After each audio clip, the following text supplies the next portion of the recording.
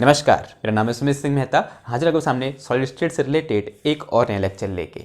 आज के इस लेक्चर में क्या करने वाले हैं, हम फोनोन डिस्कस करने वाले हैं। ठीक है, यानी लेटेस्ट वाइब्रेशन जो सीरीज चल रही है उसी में क्या है, एक स्टेप आगे, जिसका नाम क्या है, यानी कॉन्सेप्ट ऑफ फोनोन। इसको और ऐसे लिखोगे तो यहाँ पे क्या लिख दो, कॉन्सेप्ट ऑफ फोनोन लिख दो। हेडिंग का नाम क्या लिख दो, concept of phonon. Concept of phonon. ठीक है, क्लियर हुई बात। तो ये क्या रहेगा, आज का हमारा टॉपिक रहेगा और बहुत मजेदार टॉपिक है। और कुछ लोगों के लिए क्या हो सकता है, बहुत ही नया टॉपिक हो सकता है। मतलब कुछ लोगों ने पढ़ा होगा, कुछ लोगों ने बीएससी में पढ़ा होगा, ठीक है, लेकिन कुछ लोगों के लिए क्या हो सकता है, ये बहुत नया टॉपिक हो सकता है। कोई कोई लोग तो इसका नाम भी क्या कर रहे होंगे, पहली बार सुन रहे होंगे। तो क्या है आज का हमारा टॉपिक, फोनोन या फिर कॉन्सेप्ट ऑफ फोनोन। ठीक है, तो सबसे पहले क्या करेंगे, हम इसको एक सिस्टमेटिकली पढ़ेंगे। सबसे पहले इसका थ्योरेटिकल पार्ट देख लेंगे, फिर हम क्या करेंगे, उसको रिटन में करेंगे। ठीक है, पहले थ्योरी मतलब ऐसे पढ़ेंगे कि वर्बली पढ़ लेंगे। ठीक है, मैं पूरा एक बार पढ़ा दूंगा, फिर क्या करेंगे, उसको लिखने का काम करेंगे। क्लियर हुई बात। तो ये क्या रहेगा हमारा इस टॉपिक को हैंडल करने का तरीका रहेगा। ठीक, तो सबसे पहले क्वेश्चन ये आता है कि मतलब फोनोन क्या है, कि व्हाट इज फोनोन। देखो, जो फोनोन होता है ना, वो एनालॉगस टू फोटोन होता है। एनालॉगस टू फोटोन होता है। फोटोन मतलब क्वांटा ऑफ एनर्जी। ठीक, तो हमने कुछ ऐसा पढ़ा था कि जैसे क्या होता है, इलेक्ट्रोमैग्नेटिक रेडिएशन होता है। आपने पढ़ा था कि when ever A charge particle, माना कोई यहाँ पर चार्ज पार्टिकल क्यू है, अगर ये क्या कर रहा है, ऑसिलेट कर रहा है या फिर वाइब्रेट कर रहा है, या फिर ये चार्ज पार्टिकल क्या है, एक्सेलरेट है, तो accelerated charge particle produced electromagnetic radiation. तो ये क्या करता है, इस तरीके से इलेक्ट्रोमैग्नेटिक रेडिएशन प्रोड्यूस करता है। आप लोगों ने पढ़ा हुआ है। तो ये क्या है, मैंने अज्यूम कर लिया दिस इज ईएम रेडिएशन है। क्या है ये, ईएम रेडिएशन। और हमने पढ़ा है कि जो इस इलेक्ट्रोमैग्नेटिक रेडिएशन की जो एनर्जी होती है वो कैसी होती है, क्वांटाइज होती है। इसकी एनर्जी कैसी होती है, क्वांटाइज्ड एनर्जी होती है। अब अगर क्वांटाइज्ड एनर्जी है, यानी क्या होती है, एनर्जी की कुछ क्या होती है, फिक्स्ड वैल्यू होती है। अगर मैं ये बोलूं, यहां पर जो क्वांटा होता है वो क्या होता है, क्वांटा का मतलब क्या होता है, मिनिमम अमाउंट ऑफ एनर्जी। तो अगर मैं क्वांटा की बात करूं, यहां पर क्वांटा ऑफ एनर्जी, या फिर क्वांटा ऑफ एनर्जी बोल सकते हैं। क्या होती है, हम सबको पता है क्या होती है। इस केस में अगर हम इलेक्ट्रोमैग्नेटिक रेडिएशन की बात कर रहे हैं, तो इलेक्ट्रोमैग्नेटिक रेडिएशन की एनर्जी क्वांटाइज होती है, और उस एनर्जी का जो क्वांटा होता है, क्वांटा ऑफ एनर्जी होता है, उसे हम क्या बोलते हैं, जल्दी बताओ। क्लास 12th में पढ़ा था पहली बार, फोटोन। क्या बोलते हैं हम उसको, फोटोन बोलते हैं। ठीक है, और जिसकी जो एनर्जी होती है इस फोटोन की, या फिर फोटोन क्या है, यानी मिनिमम पॉसिबल एनर्जी। ठीक है, उसका हम क्या क्वांटा बोला, यानी उसका नाम क्या है, फोटोन है। और वो एनर्जी कितनी होती है, एच कट ओमेगा होती है। कितनी होती है, एच कट ओमेगा।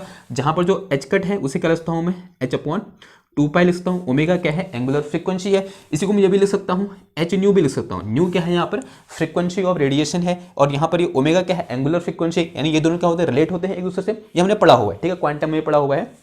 ठीक, क्वांटम में देखना कि फोटोन क्या है। ठीक, तो वहां से पता चलेगा आपको कि ये हमने कैसे लिखा। तो इस टाइप का हमने पढ़ा हुआ है। ठीक है, और एच क्या है यहाँ पर, प्लैंक कांस्टेंट। जो एच कट है वो किसका होता है, एच अपॉन 2 पाई के बराबर होता है। ठीक है, तो क्या पढ़ा हमने, कि क्या पढ़ा है अभी तक, कि ये हमारे पास क्या है, इलेक्ट्रोमैग्नेटिक रेडिएशन है, जिसकी एनर्जी क्या होती है, क्वांटाइज होती है। और जो मिनिमम पॉसिबल एनर्जी है उसे हम क्या बोलते हैं, क्वांटा ऑफ एनर्जी बोलते हैं। और क्वांटा ऑफ एनर्जी को हमने एक नाम दिया है, वो क्या है, हमारा फोटोन है। और एक फोटोन की जो एनर्जी होती है वो एच कट ओमेगा के बराबर होती है, या फिर एच न्यू के बराबर होती है। जहां पर जो एच है, एच कट है, उसे हम क्या लिख सकते हैं, एच अपॉन 2 पाई लिख सकते हैं। और एच को क्या बोलते हैं, प्लैंक कांस्टेंट बोलते हैं, क्योंकि सबसे पहली बार प्लैंक ने इसके क्वांटाइजेशन का प्रिंसिपल दिया था, और यहीं से क्या हुआ था, ओरिजिन ऑफ क्वांटम मैकेनिक्स हुआ था। ऐसा हमने पढ़ा हुआ है।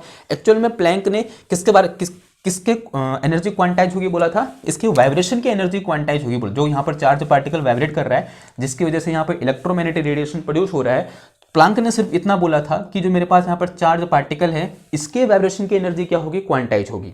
और अगर इसके वाइब्रेशन की एनर्जी क्वांटाइज है, तो इसके वाइब्रेशन की वजह से क्या निकल रहा है, यहाँ पर रेडिएशन निकल रहा है, इलेक्ट्रोमैग्नेटिक रेडिएशन निकल रहा है। तो इस इलेक्ट्रोमैग्नेटिक रेडिएशन की भी एनर्जी क्वांटाइज होगी। ऐसा किसने बोला था, आइंस्टीन और प्लैंक ने मिलकर बोला था। ठीक है, ओके। तो ये जो यहाँ पर लिखा हुआ है, इसे हम क्या बोलते हैं, आइंस्टीन प्लैंक लॉ भी बोलते हैं कभी कभी। ठीक है, या फिर क्वांटाइजेशन प्रिंसिपल। ठीक है, यानी यहाँ पर सबसे पहली बार क्या बताया गया कि एनर्जी क्या होती है, क्वांटाइज होती है, और वो कितनी होती है, एच कट ओमेगा के बराबर होती है। एच क्या है, प्लैंक कांस्टेंट है, जिसके वैल्यू हम सब जानते हैं। एच इक्वल टू कितना होता है, 6.6 इंटू 10⁻⁻34 जूल सेकेंड। क्या होता है, -34 जूल सेकेंड। सही लिख रहा हूं मैं, ठीक है, आई थिंक। ठीक है, इतना होता है एच कट ओमेगा, या फिर जूल पर सेकेंड। ये क्या है, यहाँ पे फ्रीक्वेंसी है। ठीक है, यही होगा। ओ सॉरी हाँ जूल सेकंड, ठीक है, क्या हो जाएगी हमारी जूल सेकंड, क्या हो जाएगी इसकी, यहाँ फ्रीक्वेंसी नीचे जाएगा तो कितनी आ जाएगी जूल सेकंड आ जाएगी। तो ये क्या होगी इसकी मतलब एच कट की क्या होगी वैल्यू होगी। नाउ अब देखो, नाउ अभी तक हम क्या पढ़ रहे थे, अभी तक हम लैटिस वाइब्रेशन के बारे में पढ़ रहे थे।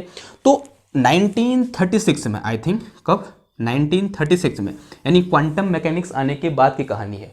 1936 में एक साइंटिस्ट थे, मैं साइंटिस्ट का नाम भूल रहा हूँ, आप गूगल कर लेना, विकिपीडिया में उनका नाम है। तो एक साइंटिस्ट थे, उन्होंने सबसे पहली बार ये बताया कि जिस तरीके से यहाँ पर जो इलेक्ट्रोमैग्नेटिक रेडिएशन की एनर्जी क्वांटाइज होती है, उसी तरीके से लैटिस वाइब्रेशन की एनर्जी भी क्या होती है, क्वांटाइज होती है। जो हमने लैटिस वाइब्रेशन अभी तक हमने पढ़ा, किसकी बात कर रहे हैं हम, लैटिस वाइब्रेशन।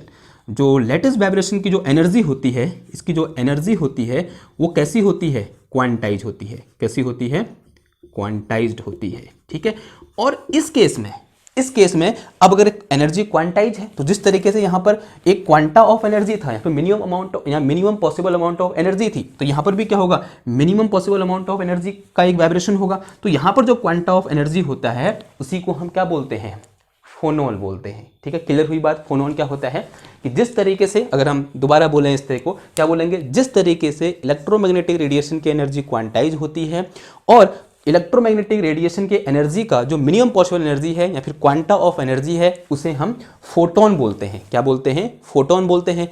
उसी प्रकार या सिमिलरली जो मेरे पास लैटिस वाइब्रेशन 1936 में एक कॉन्सेप्ट आया कि जो लैटिस वाइब्रेशन की एनर्जी होती है वो भी क्वांटाइज होती है, और इस केस में जो क्वांटा ऑफ एनर्जी होता है उसे हम क्या बोलते हैं, फोनोन बोलते हैं। तो यहाँ पर जो क्वांटा ऑफ एनर्जी, ठीक है, मिनिमम पॉसिबल एनर्जी, उसे हम क्या बोलते हैं, फोनोन बोलते हैं। क्या बोलते हैं, phonon. And this concept is known as concept of phonon, या फिर क्वांटाइजेशन ऑफ लैटिस वाइब्रेशन, ये बोल सकते हैं। इसका एक नाम और क्या हो सकता है, क्वांटाइजेशन ऑफ लैटिस वाइब्रेशन, ठीक है। क्या बोल सकता है इसका नाम, क्वांटाइजेशन ऑफ लैटिस वाइब्रेशन, ठीक है। इसी का एक नाम और हो सकता है क्या, क्वांटाइजेशन ऑफ इलास्टिक वेव। किसी किसी बुक में ये भी लिखा रहता है, क्या, क्वांटाइजेशन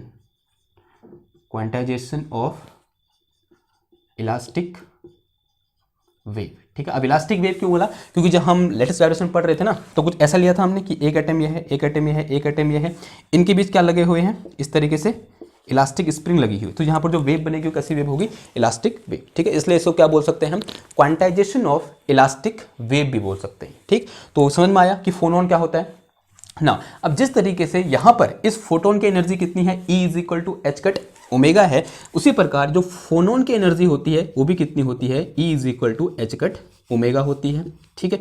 अब यहाँ पर ओमेगा क्या था, फ्रीक्वेंसी ऑफ रेडिएशन था, तो यहाँ पर ओमेगा क्या हो जाएगा, फ्रीक्वेंसी ऑफ लैटिस वाइब्रेशन हो जाएगा। तो अभी तक हमने सिर्फ ओमेगा की बात कर रखी ना। अभी तो जितने टाइप के हमने लेटेस्ट वाइब्रेशन पढ़े, one dimension sorry mono atomic के लिए और फिर डाई एटॉमिक के लिए, तो वहाँ पर हमने क्या निकाला, डिस्पर्जन रिलेशन निकाला। अब वो डिस्पर्जन रिलेशन कहाँ यूज होगा, इधर यूज होगा, क्योंकि यहाँ पर क्या आया, ओमेगा आया, और ओमेगा हम कहाँ से फाइंड करेंगे किसी भी एक लेटेस्ट वाइब्रेशन के लिए, उस डिस्पर्जन रिलेशन से फाइंड करेंगे, ठीक है। तो यहाँ से एनर्जी E इक्वल टू कितना आ गया हमारे पास, एच कट ओमेगा आया। हियर जो ओमेगा है वो क्या है मेरे पास, फ्रीक्वेंसी ऑफ वाइब्रेशन है, फ्रीक्वेंसी ऑफ वाइब्रेशन है। और एच कट तो हमें पता है, एच कट क्या होता है मेरे पास, h अपॉन 2 पाई होता है। और यहाँ पर जो h है उसके लिए कितनी होती है, 6.6 इंटू 10⁻³ जूल सेकंड, क्या होती है, जूल सेकंड होती है, ठीक। क्लियर हुई बात। तो ये क्या हो गया, हमारा फोनोन हो गया। नाउ अब देखो, अब अगर फोनोन है, अगर ये फोनोन है तो हमें क्या पता होना चाहिए कि भैया फोनोन की प्रॉपर्टी क्या होती हैं, फोनोन का बिहेवियर कैसा होता है, ये किस टाइप का पार्टिकल होता है, ये फर्मियन होता है या फिर बोजोन होता है, ठीक है। तो इसका डिस्ट्रीब्यूशन किस तरीके से होगा, यानी इसके बारे में हमें क्या होना चाहिए, पता होना चाहिए। या फिर जब किसी पार्टिकल से टकराएगा तब इसका बिहेवियर कैसा होगा, ठीक है। तो हमारे दिमाग में थॉट आते हैं। सबसे पहले बार जब फोटोन का कॉन्सेप्ट आया तो साइंटिस्ट के दिमाग में क्या आया कि भैया फोटोन होता कैसा है, ये किस तरीके का दिखता है, इसका स्पिन क्या होता है, इसमें मतलब कौन सा डिस्ट्रीब्यूशन लॉ लगेगा, बोल्ट्जमान लगेगा या फिर फर्मी डिराक लगेगा या फिर मैक्सवेल लगेगा, कौन सा लॉ लगेगा इस फोटोन का स्पिन करने के लिए। सिमिलरली उसी तरीके से जब सबसे पहली बार कॉन्सेप्ट और फोनोन आया तो साइंटिस्ट के दिमाग में क्वेश्चन आया कि मतलब इसको हम किस तरीके से डील कर सकते हैं, ठीक है। तो इसका जो डील या फिर इसके साथ डील करने का तरीका है वो बहुत सिमिलर है किसकी तरह, जिस तरीके से हम किसके साथ डील करते हैं, फोटोन के साथ डील करते हैं।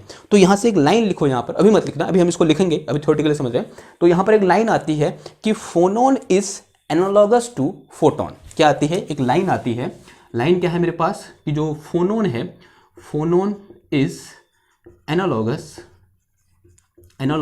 To photon. ठीक है, किसके साथ एनालॉगस होता है, ये किसका एनालॉजी होता है, फोटोन के एनालॉजी होता है ना। अब फोटोन के एनालॉजी होने का क्या मतलब हुआ, देखो पहले चीज तो यह आई जब आपने फोटोन पहली बार पढ़ा, जब आप फोटोन पढ़ रहे थे किसी भी बुक में, तो सबसे पहले क्या आती है, डी ब्रोगली हाइपोथेसिस आती है। अगर मैं फोटोन की बात करूं, किसकी बात करूं, फोटोन की बात करूं, तो ये किसको फॉलो करती है, यानी कैसा नेचर हो इसका, ड्यूअल नेचर होता है। ड्यूअल नेचर होने का मतलब क्या हुआ कि वो किसको फॉलो करती है, जो डी ब्रोगली हाइपोथेसिस है उसको फॉलो करती है। यानी डी ब्रोगली हाइपोथेसिस क्या है कि अगर मेरे पास कोई भी एक पार्टिकल है तो वो वेव फॉर्म में भी हो सकता है और पार्टिकल फॉर्म में भी हो सकता है। ठीक है, डिपेंडिंग अपॉन एक्सपेरिमेंट, यानी किस हम कैसे एक्सपेरिमेंट कर रहे हैं, किस टाइप का एक्सपेरिमेंट कर रहे हैं, उस पर डिपेंड करता है कि कोई फोटोन कब वेव नेचर का होगा और कब पार्टिकल नेचर का होगा। ठीक है, अभी उसमें इतना नहीं घुस रहे, वो मैंने सब क्वांटम में पढ़ा रखा है, लेकिन फिलहाल ये समझते हैं कि यहाँ पर फोटोन किसको फॉलो करता है, D Broglie hypothesis, sorry photon किसको फॉलो करता है, डी ब्रोगली हाइपोथेसिस को फॉलो करता है। देखो फोटोन के लिए हमने लैम्डा इक्वल टू क्या पढ़ा था, lambda is equal to h upon p पढ़ा था, जहाँ पी क्या है, मोमेंटम ऑफ फोटोन है। ठीक है, ऐसा हमने डिस्कस किया था। और ठीक है, अगर यहाँ पर हमने यहाँ पर किसकी बात कर रहे हैं, अगर फोटोन किस फॉर्म में है, वेव फॉर्म में भी हो सकता है और पार्टिकल फॉर्म में भी हो सकता है। ठीक है, तो वेव फॉर्म में जब होगा उसकी कुछ ना कुछ वेवलेंथ होगी, उसको हम किससे देते हैं, डी ब्रोगली हाइपोथेसिस से देते हैं, जो कितनी आती है, lambda is equal to h upon p आता है, जहां पी क्या है, मोमेंटम ऑफ फोटोन है, और एच क्या है, अगेन प्लैंक कांस्टेंट है, जिसकी वैल्यू इतनी होती है।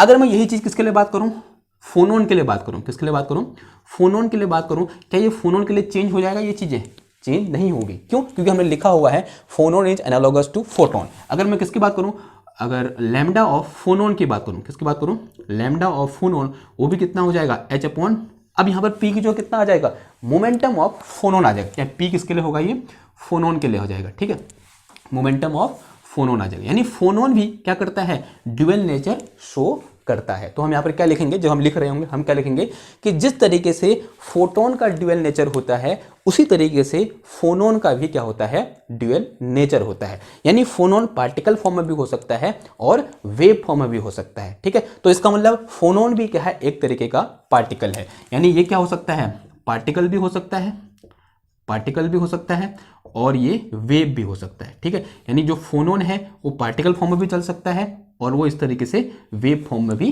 चल सकता है। जब वेव फॉर्म में चलेगा तो उसकी कुछ क्या होगी, वेवलेंथ होगी, जो कितनी होगी, इस तरीके से हम उसको क्या करेंगे, डिफाइन करेंगे। क्लियर हुई बात ना। अब हम और क्या जानते हैं फोटोन के बारे में, हम जानते हैं फोटोन इज बोसोनिक पार्टिकल, यानी किसको फॉलो करता है, ये बोस-आइंस्टीन डिस्ट्रीब्यूशन को क्या करता है, फॉलो करता है। जो मेरे पास क्या होता है, फोटोन होता है, वो एक्चुअल में क्या होता है, बोसोन होता है।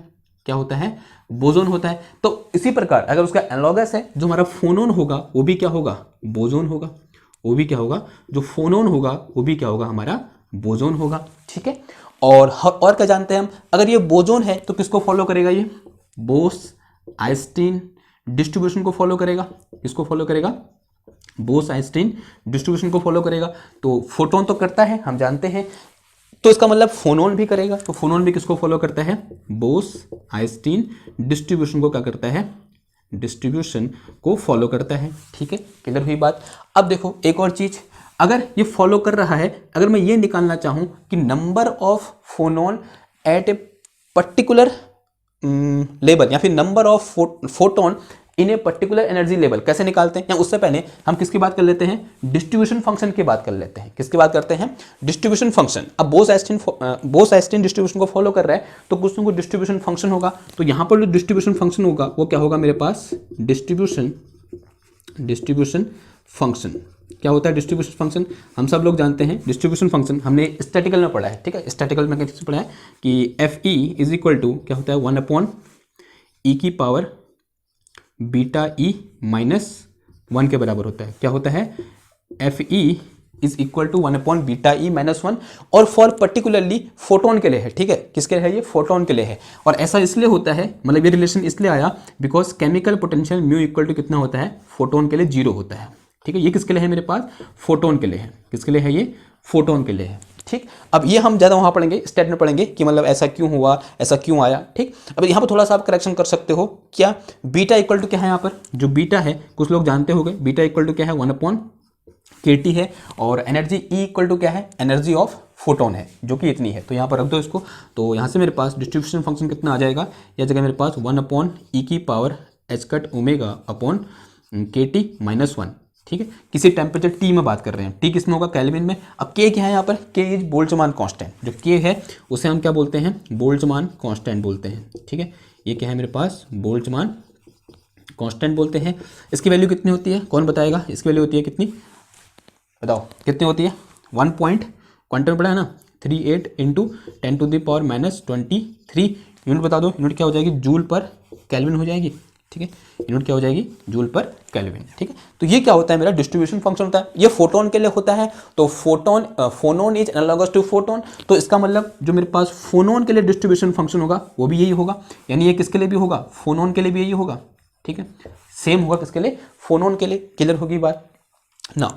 अब number of phonon at any, average number of photon किस अगर मैं क्या डिस्कस करूं, एवरेज नंबर ऑफ फोनोन को डिस्कस करूं, इसे मिटा दूं। ठीक है, अगर मैं क्या बोलूं यहाँ पर, अगर मुझे क्या निकालना है, एवरेज नंबर ऑफ फोनोन निकालना है, किसकी बात कर रहा हूं मैं, एवरेज नंबर ऑफ फोनोन की बात कर रहा हूं। ये क्या है, एवरेज नंबर ऑफ फोनोन, इसको या फिर ऐसे दिखा दो, इसमें बार लगा दो, एन बार बोल दो, तो एन बार क्या होगा, average number of phonon at any temperature, या फिर पहले फोटोन के लिए बात कर लें, यानी average number of photon in energy level at any temperature T. ठीक है, वो कैसे दिखाते हैं हम, कैसे दिखाते हैं, 1 इससे डिफाइन होगा, डिस्ट्रीब्यूशन फंक्शन से डिफाइन होगा। तो वो कैसे डिफाइन होता है, अभी उसको क्या कर लो, याद कर लो, लेकिन जब स्टेट पढ़ेंगे तो आपको क्या हो जाएगा, ये क्लियर हो जाएगा। लेकिन फिलहाल हमको ये थोड़ा बहुत जो इन्फॉर्मेशन है वो पता होनी चाहिए। ठीक, तो एवरेज नंबर ऑफ फोटोन, अगर मैं किसका फोटोन की बात करूँ तो क्या हो जाएगा मेरे पास, ये हो जाता है n, average number of photon e की पावर एनर्जी कितना है, एच कट ओमेगा अपॉन कितना आ जाएगा, KT और -1। ठीक है, यहाँ से आया डिस्ट्रीब्यूशन फंक्शन में ये चीज़ आई। ठीक, ये डिस्ट्रीब्यूशन फंक्शन होता है, हमें ये याद होना चाहिए। ठीक है, हम स्टेप नहीं पढ़ेंगे लेकिन वहाँ पर भी हम इसको याद ही करेंगे। क्लियर बात। तो ये क्या है, फोटोन के लिए है। अब फिर again phonon is analogous to photon, तो फोनोन के लिए भी क्या होगा, सेम होगा। किसी एक टेम्परेचर T पर जो मेरे पास number of phonon in a particular vibrational mode कितने होंगे, इतने हो जाएंगे। क्लियर होगी बात, ओके ना। अब एक क्वेश्चन हमारे दिमाग में आता है, क्या फोनोन एग्जिस्ट करता है, या फिर फोनोन कैसा होता है, उसका करेक्ट मतलब, अभी तक थोड़ा बहुत मैंने एनालॉगस किया, देखो क्या लिखा है मैंने, एनालॉगस लिखा है, यानी अभी तक के जो एक्सपेरिमेंट है ना वो एक्चुअल में मतलब क्या बोल सकते हैं उसको, ऐसा कोई एक्सपेरिमेंट नहीं है जो पर्टिकुलरली ये बताता हो कि फोनोन एग्जिस्ट करता है। ठीक है, जैसे फोटोन एग्जिस्ट करता है उसके लिए क्या है, एक हमारे पास स्ट्रॉन्ग एविडेंस है। कौन कौन से हैं, photo electric effect, Compton effect, ये क्या है, एक स्ट्रॉन्ग एविडेंस है कि एक्चुअल में फोटोन एग्जिस्ट करता है। ये क्वांटम में हमने पढ़ा हुआ है, लेकिन ऐसा कोई भी एक्सपेरिमेंट नहीं है जो स्ट्रांगली ये बोलता हो कि फोनोन एक्चुअल में एग्जिस्ट करता है। लेकिन कुछ थ्योरी ऐसी हैं जो फोर्सफुली कहती हैं कि फोनोन एग्जिस्ट करता है, और उन थ्योरी का एक्सप्लेनेशन विदाउट फोनोन पॉसिबल नहीं है। ठीक है, कुछ थ्योरी ऐसी हैं जो फोर्सफुली कहती हैं कि फोनोन एग्जिस्ट करता है। अब मैं फोर्सफुली वर्ड क्यों यूज कर रहा हूं, क्योंकि उन थ्योरीज का explanation without existence of phonon या फिर without concept of phonon possible नहीं है। उनमें से एक थ्योरी है क्या, specific heat of solid at zero temperature when T tends to zero, यानी एट वेरी लो टेम्परेचर। ठीक है, यानी जब T की वैल्यू क्या हो जाएगी, जीरो हो जाएगी, उस टाइम पर जो स्पेसिफिक हीट होगी वो कितनी हो जाएगी, जीरो हो जाएगी। उस पर एक्सप्लेनेशन कहाँ से पॉसिबल है, सिर्फ इस कॉन्सेप्ट ऑफ फोनोन से पॉसिबल है। तो ये थ्योरी क्या कर रही है, फोर्सफुली कॉन्सेप्ट ऑफ फोनोन को क्या कर रही है, क्या बोल सकते हैं उसका नाम, सपोर्ट कर रही है। तो इसलिए हम क्या पढ़ते हैं, फोनोन को पढ़ते हैं। ठीक, और एक और चीज कि जो फोनोन है वो क्या है, हमारा पार्टिकल है। अब अगर फोनोन पार्टिकल है तो जब ये किसी दूसरे फोनोन से या फिर फोटोन से या फिर इलेक्ट्रॉन से इंटरेक्ट होगा तो उसको हम इंटरेक्शन को किस तरीके से कंसिडर करेंगे, एज ए स्कैटरिंग कंसिडर करेंगे। यानी एक पार्टिकल जो दूसरे पार्टिकल से टकराएगा तो वहां पर क्या होगी, स्कैटरिंग होगी। तो यानी जब एक फोनोन दूसरे फोनोन से टकराएगा तो वहां पर क्या हो रही होगी, स्कैटरिंग हो रही है। तो उसको कैसा किस तरीके से कंसिडर करेंगे हम, एज ए स्कैटरिंग उसको हम अज्यूम करके चलेंगे। क्लियर होगी बात। तो ये क्या था, एक मतलब अभी हमने बेस बनाया है किस पर, फोनोन पर। अब हमारा काम क्या है, इस पर लिखना, ठीक है। तो आप कॉपी पेन निकालो, हाथ में पकड़ो एक अच्छी सी पेन, और हो सकता है तो 2 पेन पकड़ लो, एक काली और एक नीली, तो और लिखना क्या करो, स्टार्ट करो, ठीक है। मैं भी लिखूंगा आपके साथ साथ। ये एक थ्योरी, एक हमने क्या दिया, एक बेस दिया, क्योंकि अब हमें थ्योरी लिखने में क्या होगी, आसानी होगी। क्लियर हुई बात? तो इसे मिटा दो, मैं इसे मिटाता हूँ, ठीक। और जो चीज़ अब क्लियर नहीं हुई होगी वो भी रिपीट करेंगे हम इस सब चीज़ों को एक एक करके, मतलब टॉप नंबर वाइज, और वहाँ पर वो चीज़ क्या हो जाएगी, हमारी क्लियर हो जाएगी, ठीक। इसे मिटाता हूँ मैं।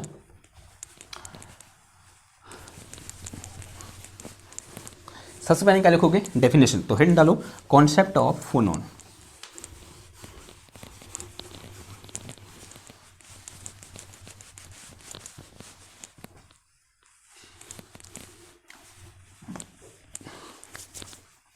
हेडिंग डालो क्या, concept of phonon, concept of phonon, ठीक है, कॉन्सेप्ट ऑफ फोनोन। इसमें लिखो सिंस, ठीक है, आप लिखने का काम है, सिंस वी नो राइटिंग छोटी हो रही है तो मुझे एडजस्ट करना पड़ेगा, क्योंकि मेरा बोर्ड क्या है, बहुत छोटा है, और मैं भी जानता हूँ कि मैं बहुत छोटा लिख रहा हूँ, तो उसके लिए मैं क्षमा प्रार्थी हूँ। लेकिन ये मेरी क्या है, मजबूरी है, और हो सकता है मैं आने वाले दिनों में एक बड़ा बोर्ड ले आऊँ। अगर मैं फाइनेंशियली उतना हो जाऊँगा तो मैं बड़ा बोर्ड लाने की कोशिश करूँगा आप लोगों के लिए, लेकिन अभी हमको इसी से काम चलाना पड़ेगा, ठीक है। तो फिलहाल सिंस मतलब राइटिंग थोड़ा छोटी हो रही है, आपको थोड़ा मैनेज करना पड़ेगा, ठीक। क्लियर हुई बात ना? अब देखो क्या लिखा, since we know energy of electromagnetic radiation, EM radiation is quantised and quanta of energy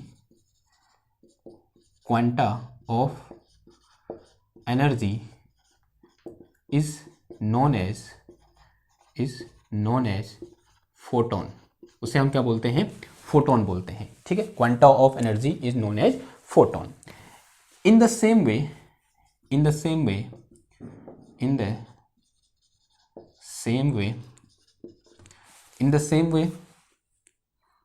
in 1936 scientist SCIE क्या लिख दिया, SCIE and scientists suggested that या फिर क्या लिखो, सही लिखा मैंने, in 1936 scientists suggest that vibration of, क्या लिखोगे, scientists suggest that vibration या फिर lattice vibration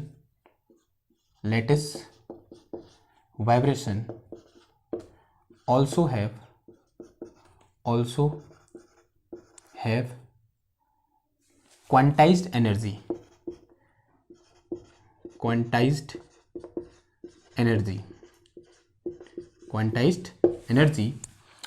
and quanta of energy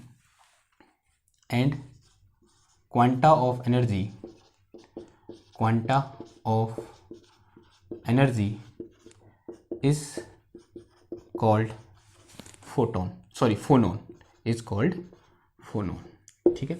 उसे हम क्या बोलते हैं, फोनोन बोलते हैं, ठीक है। तो ये तो क्या होगा, पहला पॉइंट हो गया। नेक्स्ट पॉइंट लिखो, या फिर ऐसे हैशटैग बना के लिखो, क्या लिखोगे, phonon is analogous to photon. क्या लिखोगे, phonon is analogous to photon, ठीक है। जो फोनोन होता है वो फोटोन के क्या होता है, एनालॉगस होता है, ठीक है। तो इसका मतलब क्या हुआ, अगर ये हमारी हेडिंग है तो इसमें पहला पॉइंट क्या हो जाएगा, पहला पॉइंट लिखो, as energy of photon, energy of photon क्या होती है, energy of photon, E is equal to कितना आ जाएगा मेरे पास, एच कट ओमेगा आ जाएगा। E इज इक्वल टू क्या आ जाएगा, एच कट ओमेगा, जहाँ पर जो एच कट है मेरा वो क्या है मेरे पास, h/2 है, और h क्या है, प्लैंक कांस्टेंट है। h क्या है मेरा, h इज प्लैंक कांस्टेंट, जो h है वो प्लैंक कांस्टेंट है, और जो h की वैल्यू होती है वो कितनी होती है 6.6 इंटू 10⁻34 जूल सेकंड होती है। ठीक है, सिमिलरली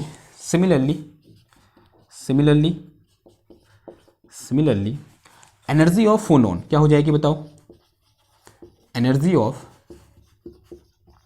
फोनोन ये क्या हो जाएगी? क्या हो जाएगा? E इज इक्वल टू क्या हो जाएगा? h cut omega. अब यहां पर सिर्फ अंतर किसका है? ये ओमेगा क्या है? फ्रीक्वेंसी ऑफ रेडिएशन है, और यहां पर ये ओमेगा क्या है? एंगुलर फ्रीक्वेंसी ऑफ या सिंपल फ्रीक्वेंसी ऑफ वाइब्रेशन है। ठीक है, तो यहां पर भी जो h कट है वो क्या है मेरे पास? h अपॉन 2 है, और h की वैल्यू हम सब जानते हैं कितनी होती है 6.6 इंटू 10⁻34 जूल सेकंड होती है। और जो ओमेगा है इसकी वैल्यू देखो ये कितना है? ये क्या है मेरे पास? फ्रीक्वेंसी है, फ्रीक्वेंसी ऑफ वाइब्रेशन है। क्लियर हुई बात? ओके ना, अगर मैं ये बोलता हूं यहां पर एनर्जी ऑफ एन फोटोन, क्या बोलूं अगर यहाँ पर दूसरा पॉइंट लिखूं मैं, एनर्जी ऑफ एन फोटोन क्या हो जाएगा बताओ? एनर्जी ऑफ एन फोटोन यानी कितने फोटोन? अगर एक फोटोन की एनर्जी इतनी है तो एन फोटोन की एनर्जी कितनी हो जाएगी? N into h cut omega क्या हो जाएगी मेरे पास? तो energy of n photon E equal to, या फिर ई एन इक्वल, या फिर खाली ई लिखो, या फिर ई एन लिखो, ई एन इक्वल टू कितना हो जाएगा मेरे पास यहाँ पर? एन एच कट ओमेगा हो जाएगा। ठीक, अब यहाँ पर एन इक्वल टू क्या होता है? N is 0 1 2 3 and so on. Similarly अगर मैं ये बात करूँ एनर्जी ऑफ एन फोनोन, किसकी बात करता हूँ? एनर्जी ऑफ एन फोनोन की बात करता हूँ। तो similarly energy of n phonon क्या हो जाएगा बताओ? Energy of n phonon E n equal to क्या हो जाएगा? एन एच कट ओमेगा हो जाएगा। ठीक है, क्या हो जाएगा? N h cut omega. तो यहाँ पर भी एन कितना होगा मेरे पास? एन हो जाएगा मेरे पास 0 1 2 3 एंड सो। ठीक, क्लियर हुई बात? ओके, फिर क्या था इसके बाद? एनर्जी हो गया। एनर्जी के बाद क्या था? जो सेकंड थर्ड चीज हो जाएगी, तो इसे मिटा दूँ, इसे मिटा दूँ। ठीक है, थर्ड चीज हो जाएगी, क्या हो जाएगी? As photon so dual nature, as photon so dual nature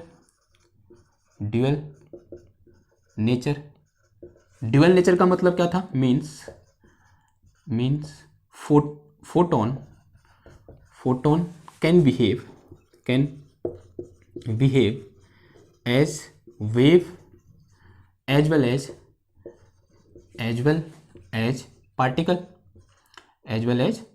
particle.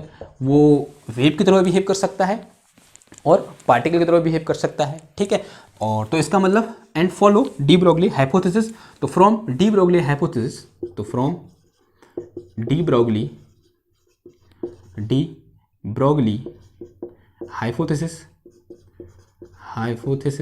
क्या होता है हमारे? According to de Broglie hypothesis क्या होता है?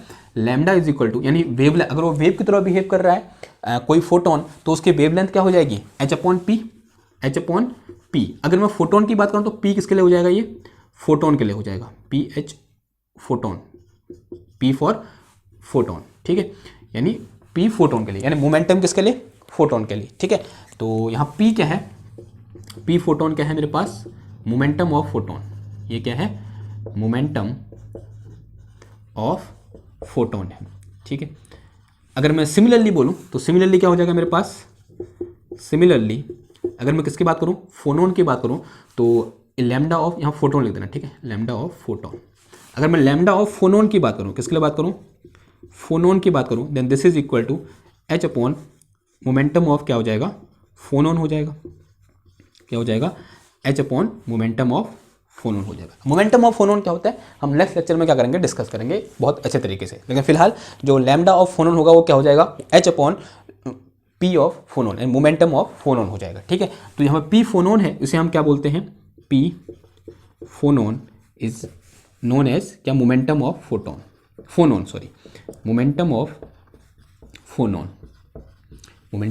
तो ये किसकी कहानी होगी? उसका ड्यूअल नेचर की कहानी होगी। तो यहाँ पर सिमिलरली ऐसा लिखो, तो सिमिलरली लिखा ना, हाँ यहाँ पर लाइन लिखना भूल गए कि phonon is also so dual nature. तो दैट इज, ऐसे लिख दो, that is phonon also so dual nature. Dual nature, ठीक है। यानी ये पार्टिकल की तरह बिहेव कर सकता है और वेव की तरह भी बिहेव कर सकता है, ठीक है। It means phonon behave like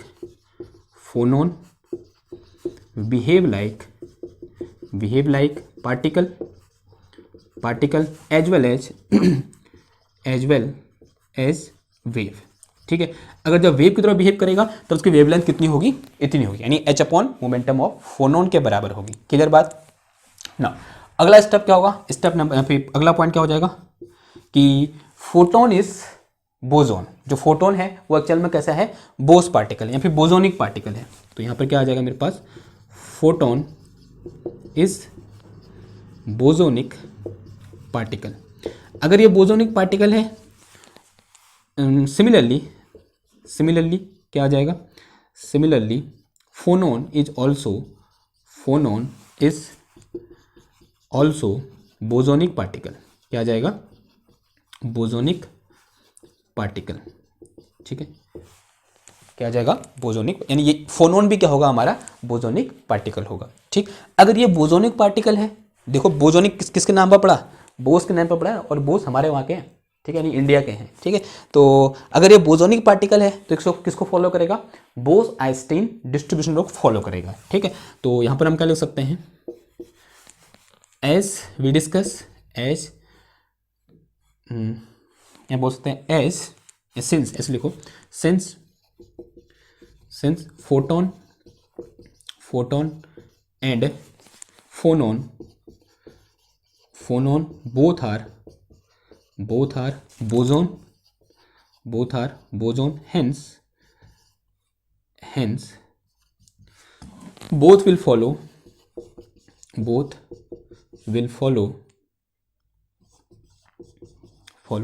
Bose-Einstein statistics पूरा लिखना, ठीक है। स्टैटिस्टिक्स किसको फॉलो करेंगे, दोनों बोस-आइंस्टीन स्टैटिस्टिक्स को फॉलो करेंगे ना। अगर ये फॉलो कर रहे हैं इसका मतलब बोथ फॉलो डिस्ट्रीब्यूशन, यानी दोनों के डिस्ट्रीब्यूशन के लिए हमें किसकी जरूरत पड़ेगी, बोस-आइंस्टीन बोस-आइंस्टीन डिस्ट्रीब्यूशन फंक्शन की जरूरत पड़ेगी, ठीक है। तो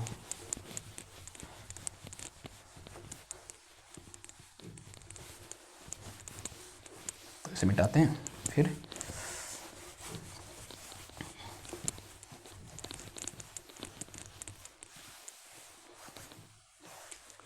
तो अगला पॉइंट क्या हो जाएगा, पॉइंट नंबर कौन सा होगा, 6। Since photon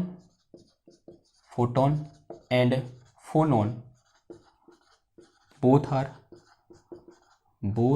are boson, so we need Bose-Einstein distribution function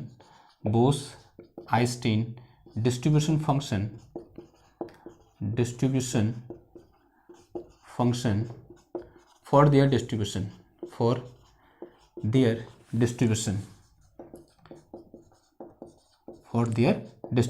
ठीक है। अब तो बोस-आइंस्टीन डिस्ट्रीब्यूशन फंक्शन होता क्या है, बोस-आइंस्टीन डिस्ट्रीब्यूशन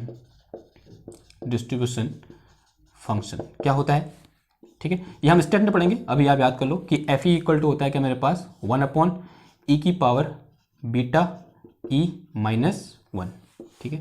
क्या होता है, एफ ई इक्वल टू 1/बीटा e - 1 एंड फॉर किसके लिए, फॉर म्यू इक्वल टू 0।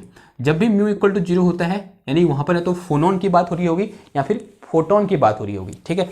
तो ये म्यू इक्वल टू, म्यू क्या है यहाँ पर, केमिकल पोटेंशियल है। म्यू क्या है मेरा यहाँ पर, जो म्यू है इसे हम क्या बोलते हैं, केमिकल पोटेंशियल बोलते हैं, ठीक है। और this is 0 for photon and phonon photon और फोनोन दोनों के लिए इसकी वैल्यू क्या होती है, 0 होती है केमिकल पोटेंशियल की, ठीक है। ये हम बाद में डिस्कस करेंगे जब स्टेट पढ़ेंगे, लेकिन फिलहाल आपको ये माइंड में रहना चाहिए, ठीक। तो ये क्या है मेरे पास, डिस्ट्रीब्यूशन फंक्शन इस तरीके से क्या होता है, डिफाइन होता है, किसके लिए, फोटोन एंड फोनोन दोनों के लिए। अब यहाँ पर बीटा क्या है मेरे पास, हियर जो बीटा है आप सब लोग जानते हो क्या है, 1/kT है, और जो ई है वो एनर्जी ऑफ फोटोन हो जाएगा या फिर एनर्जी ऑफ फोनोन हो जाएगा। वो डिपेंड करेगा हम किसकी बात कर रहे हैं। और दोनों के लिए क्या होता है, मेरे पास एच कट ओमेगा होता है। जब मैं फोनोन की बात करूंगा फ्रीक्वेंसी ऑफ वाइब्रेशन आ जाएगा, और जब मैं फोटोन की बात करूंगा फ्रीक्वेंसी ऑफ इलेक्ट्रोमैग्नेटिक रेडिएशन आ जाएगा। ठीक, तो इसे उठा कहाँ पुट कर देंगे, इधर पुट कर देंगे। तो distribution function F E equal to कितना आ जाएगा, 1 क्या करो यहाँ पर ई की पावर कितना आ जाएगा, ई की जो कितना आ जाएगा देखो, एच कट ओमेगा अपॉन कितना आ जाएगा के टी, और ये -1। ठीक है, इस तरीके से भी लिख सकते हैं हम इसको डिस्ट्रीब्यूशन फंक्शन को। क्लियर हुई बात? ओके। नाउ अगला पॉइंट क्या है, अब आता है कि average number of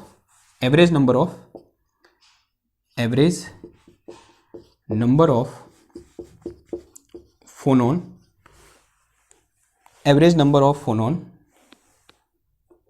at temperature T, ठीक है। ठीक है, किसी टेम्परेचर टी पर जो एवरेज नंबर ऑफ फोनोन होंगे उसको हम किस तरीके से डिफाइन करेंगे। देखो ये क्या है, डिस्ट्रीब्यूशन फंक्शन है, तो इससे क्या होगा, ये डिफाइन होता है कि एवरेज नंबर ऑफ फोनोन क्या होंगे। तो average number of phonon n phonon equal to क्या होता है, 1/e की power h cut omega upon K T -1। अब ये कहाँ से आया,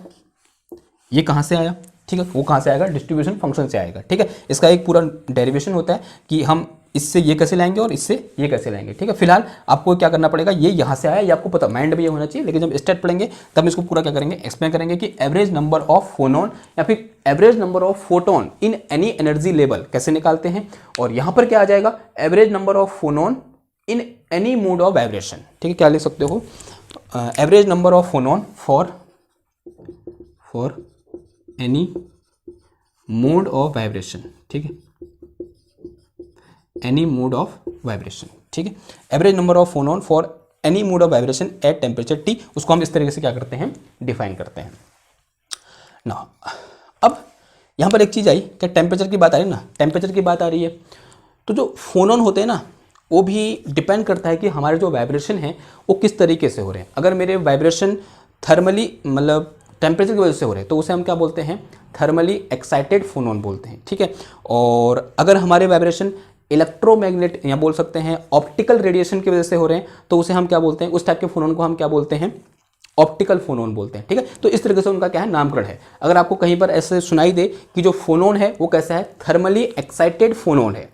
थर्मली एक्साइटेड फोनोन का मतलब क्या हुआ कि वहाँ पर लैटिस में जो वाइब्रेशन हो रहे होंगे वो किसकी वजह से हो रहे होंगे, लैटिस की टेम्परेचर या फिर उसकी इंटरनल एनर्जी की वजह से हो रहे होंगे। और जब भी ऐसा आपको सुनाई दे कि ये क्या है, ऑप्टिकल फोनोन है, ऑप्टिकल फोनोन का मतलब क्या होगा, फोनोन तो किससे एसोसिएटेड है, वाइब्रेशन से एसोसिएटेड है, यानी वहाँ पर जो वाइब्रेशन हो रहे होंगे लैटिस में वो किसकी वजह से हो रहे होंगे, ऑप्टिकल रेडिएशन की वजह से वाइब्रेशन होंगे, तब उस टाइप के फोनोन को हम क्या बोल देंगे, ऑप्टिकल फोनोन बोल देंगे। ठीक है, क्लियर हुई बात? तो इसको लिखा नहीं रहा मैं, इसको माइंड में रखना है। ओके, ठीक हो गया ना। कुछ और एक चीज़ और था क्या, हाँ, वो चीज़ क्या था कि अगर कोई फोनोन किसी दूसरे फोनोन के साथ इंटरेक्ट करता है या फिर किसी दूसरे पार्टिकल के साथ इंटरेक्ट करता है तो हम उसको किस तरीके से लेंगे, उसके इंटरेक्शन को हम एज ए स्कैटरिंग लेंगे। ठीक है, तो इसको लिख के चलो, इंटरेक्शन ऑफ कौन सा हो जाएगा, पॉइंट ए, कितने हो गए, 6 हो गए ना, फिर 7 क्या हो जाएगा, interaction of, since phonon is a particle, यहां पे लिख के चलो, since phonon is a particle, hence it's interaction with other photon लिख दें, फोनोन और and other particle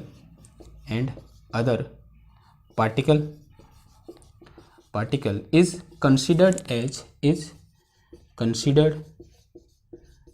scattering। उसको हम किस तरीके से लेंगे, स्कैटरिंग की तरह लेंगे। कैसे लेंगे हम उसको, एज ए स्कैटरिंग क्या करेंगे, कंसिडर करेंगे। ये बहुत इंपॉर्टेंट चीज़ है, ये नेक्स्ट लेक्चर में जब हम मोमेंटम ऑफ फोटोन डिस्कस करेंगे तो वहाँ पर हम इसको देख रहे होंगे कि वहाँ पर हम क्या करेंगे, फोनोन के लिए जब कोई एक फोनोन दूसरे फोनोन के साथ इंटरेक्ट होगा तो उसको हम एज ए स्कैटरिंग वहाँ पर क्या करेंगे, कंसिडर करेंगे। ठीक, और क्या हो सकता है, यहाँ पर कुछ और बोला था हमने, हाँ क्या बोला था कि फोनोन ऐसा कोई भी एक्सपेरिमेंट नहीं है जो डायरेक्टली ये बोलता हो कि फोनोन एग्जिस्ट करता है। ठीक है, तो उसे भी लिख देते हैं यहाँ पर, फिर ये क्या हो जाएगा, हमारा खत्म हो जाएगा।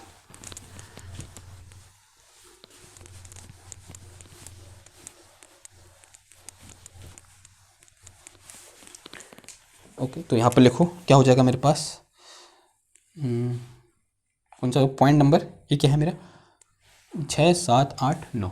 ठीक है, तो क्या हो जाएगा, देयर इज नो एक्सपेरिमेंट या फिर direct experiment, no direct experiment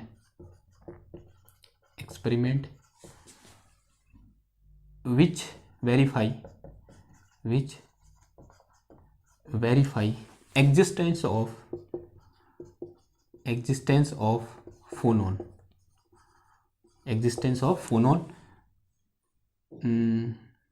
यहाँ पर ब्रैकेट में लिखना, but we have experiment for, चलो उसको रहने दो यार। ठीक है, ये आपके दिमाग में होना चाहिए। ठीक है, कि अगर इसको एनालॉजी, किसकी एनालॉजी है, फोटोन की एनालॉजी है, लेकिन फोटोन के लिए हमारे पास क्या है, एक परफेक्ट एविडेंस है या परफेक्ट क्या है, एक एक्सपेरिमेंट है जो बताता है कि फोटोन एग्जिस्ट करता है। वो क्या है, एक तो क्या है हमारे पास कॉम्पटन इफेक्ट है, और एक क्या है फोटो इलेक्ट्रिक इफेक्ट है। ठीक है, तो ये एग्जिस्टेंस ऑफ फोटोन को क्या करते हैं, मतलब वेरीफाई करते हैं। ठीक है, लेकिन ऐसा कोई भी डायरेक्ट एक्सपेरिमेंट नहीं है जो डायरेक्टली ये बताता हो कि फोनोन एग्जिस्ट करता है। ठीक, क्लियर हुई बात। तो क्या लिखा, there is no direct experiment which verify existence of photon, but some theories forcefully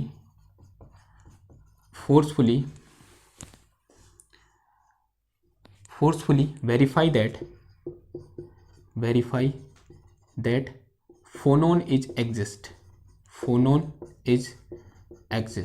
ठीक है, तो उनमें से एक थ्योरी क्या है, such as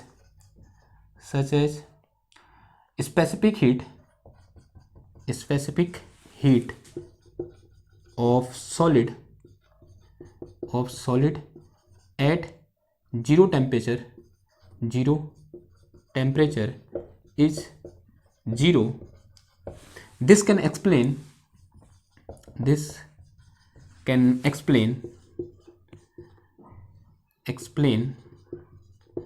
only on the basis of concept of phonon। ठीक है, तो ये क्या है, एक फोर्सफुली, मतलब हम ऐसा बोलते हैं कि फोनोन एग्जिस्ट करता है, क्योंकि ये जो यहाँ पर लिखा कि specific heat of solid at zero temperature is zero and this can explain only because, मतलब only when we consider phonon is exist. तो ये थ्योरी क्या कर रही है, फोर्सफुली ये बता रही है कि फोनोन एग्जिस्ट करता है, लेकिन कोई डायरेक्ट एविडेंस हमारे पास अभी तक नहीं है। ठीक, क्लियर हुई बात। तो इसलिए हमने इसके मास के बारे में हमने डिस्कस नहीं किया। अगर आपने कोई सर्च करोगे तो मैंने सर्च किया, लेकिन मेरे को जो आंसर मिले वो इतने अच्छे नहीं मिले कि मैं आपको उसको बता सकूं, क्योंकि मैं खुद उनसे कन्विंस नहीं हुआ कि मास ऑफ फोनोन क्या होगा। ठीक है, जैसे हम किसकी बात करते हैं, फोटोन के मास की बात करते हैं, हम बोलते हैं कि फोटोन का जो रेस्ट मास होता है वो कितना होता है, 0 होता है। लेकिन अगर हम किसकी बात करें, मास ऑफ फोनोन की बात करें तो क्या होगा। ठीक है, तो ये आपके लिए एक तरीके से क्या हो जाएगा, होमवर्क भी हो जाएगा कि मास ऑफ फोनोन क्या होगा। ठीक, क्लियर हुई बात।